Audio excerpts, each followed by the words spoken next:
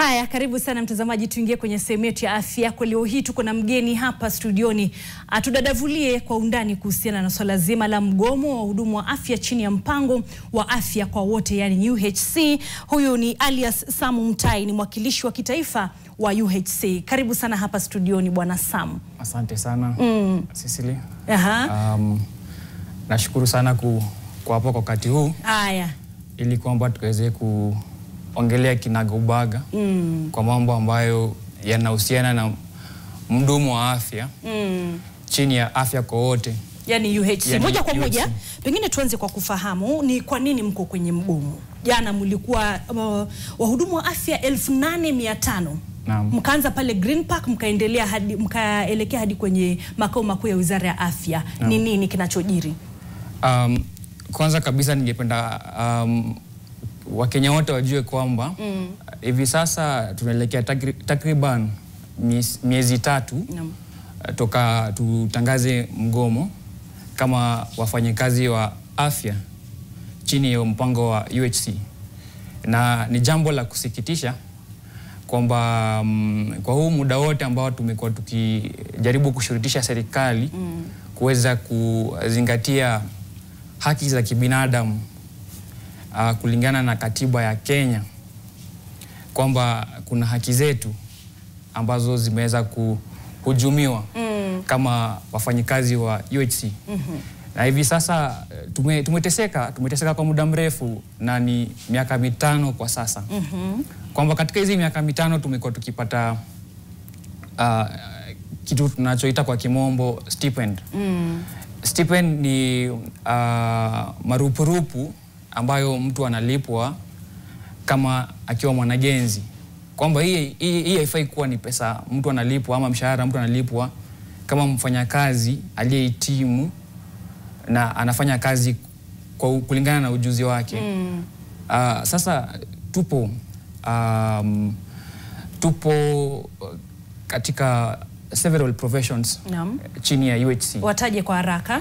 Kuna nesi, kuna afisa kliniki, kuna afisa wa maabara, kuna afisa wa afya, kuna daktari kwa dawa ama farm tech. Hizo department zote zenye zinahusika kuhakikisha kwamba mgonjwa atoka afike hospitali, aende apimwe, hadi alazwe, afanye upasuaji wote, hadi madaktari. Tupo katika hii kitengo cha afya kinachoitwa UHC. Lakini sasa tunavyozungumza ni wazi kwamba kuna ubaguzi kwanza. Jambo ambalo lazima tuongele wazi kwamba kuna ubaguzi katika utendakazi wa Wizara ya Afya. Kwa sababu tunavyozungumza sasa hivi kuna kikundi kimoja tu kati ya makundi 17 ya wafanyakazi wa afya walio katika kitengo ya UHC. Na hao ni doctors. Doctors, unapoona kwamba tulikuwa na mgomo tarehe 1, na hapo ndio ilikuwa ni wakati ambapo tulikuwa na maandamano tarehe 1 mwezi wa 4. Na hapo ndio Waziri Aden Duale alikuwa ameingia tu katika ofisi. Na tulikuwa na imani kubwa kwamba sasa huyu atakuja kusuluhisha mambo yetu ambayo yamekuwepo kwa miaka 5. Ila hali ingali si hali. Pengine kabla tusikize Waziri Duale alichosema kwa haraka tu. Kuna swala zima la nyinyi kutaka mhamisho kutoka Wizara ya Afya hadi kwenye magatuzi, lakini kuna swala vile vile la mkataba uwe wa kudumu, yani permanent and pensionable. Kwa dakika moja hebu zungumzia hilo. Kwa sasa ndio kuna hilo swala la kutaka kuhamishwa kutoka kwa Wizara ya Afya hadi kwenye kaunti. Ili tuweze kuendelea, kwa sababu wanasema afya imegatuliwa. Naam, ili kuweza kuheshimu ugatuzi, afya lazima iende kwenye kaunti. Na ni kweli sisi wana UHC tunakubaliana kwamba lazima tuje kwenye hizi kaunti ili kwamba huduma kwa Wakenya ikaweze kuendelezwa na tuwe karibu na aliyetuajiri, mwajiri wetu kama sasa kaunti, ndio ikuwe rahisi kuwasiliana na waweze kusuluhisha mambo yetu. Na hivi kwa sasa hatujakataa kwenda katika kaunti. Kwanza sisi tulianza kuomba hii nafasi ya kutoka katika serikali kuu kwenda kaunti. Ila hatukupewa nafasi. Tulianza mwaka wa 2023 kwenda kaunti, hatukupewa nafasi. Sasa saizi ndio Aden Duale ameamka na anagundua kwamba baada ya miaka 5 sasa hawa watu tuwapeleke kaunti. Hatujakataa, lakini sasa tunataka tuende ikiwa mshahara imesawazishwa kulingana na sheria. Mshahara usawazishwa kulingana na sheria. Hebu tumsikilize mtazamaji Duale alisema nini kuhusiana na haya. We can talk about other things, but the transfer of the resources, the payroll, is not negotiable. It is the law, it is the constitution. So if you are coming to Afya House, you are welcome. This is your building. You're a health worker. But you must come when you know your place in the constitution.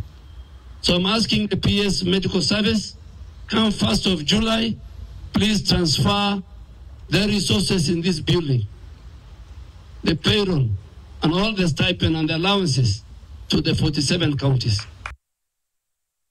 Haya, umemsikiza Waziri Duale kwa dakika moja. Je, kuna matumaini yoyote? Mmeelekea wapi kwingine kando na kwenye Wizara ya Afya?